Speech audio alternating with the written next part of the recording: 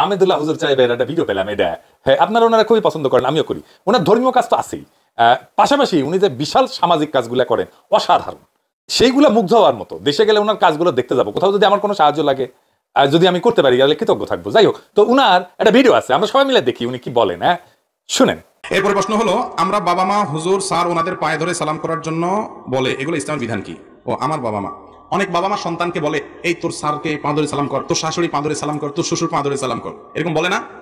আমার একটা ছোট্ট প্রশ্ন আছে, সেটা হলো সালামের দুইটা পার্ট, একটা হলো সালাম দেওয়া আর একটা হলো সালামের জবাব দেওয়া, ঠিক না বেঠিক? কোরআনে আল্লাহ তাআলা বলেছেন ইযা হুয়িতুম বিতাহিয়াতিন ফাহাইয়ু বিআহসানা মিনহা আও রুদ্দুহা। কেউ যদি তোমাকে সালাম দেয়, যতটুকু বলে সে সালাম দেয় তুমি তার চাইতে আরো একটু বাড়ায় বলবা, সে যতটুকু দোয়া দেয় তুমি তার চাইতে একটু বাড়ায় দিবা। এখন মনে করেন আপনি আপনার শ্বশুরের পা ধরে সালাম করলেন, সালাম যদি হয় পা ধরে সালাম করা, তাহলে শ্বশুরের সালামের কি দিতে হবে? জবাব। তাহলে শ্বশুর কি ধরবে?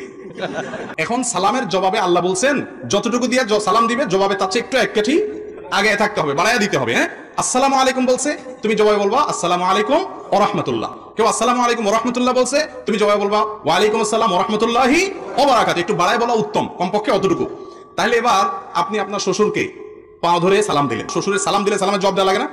তাহলে শ্বশুর কিভাবে জবাব দিবে বলেন? মুরব্বীদের সম্মান জানাইতে হবে, কিন্তু সম্মান জানার পদ্ধতি হবে কোরআন এবং হাদিস। মন গড়া পদ্ধতিতে সালামের সাথে পা ধরার কোনো সম্পর্ক না, সালাম হবে কি দিয়া? মুখ দিয়া। শুনেছেন?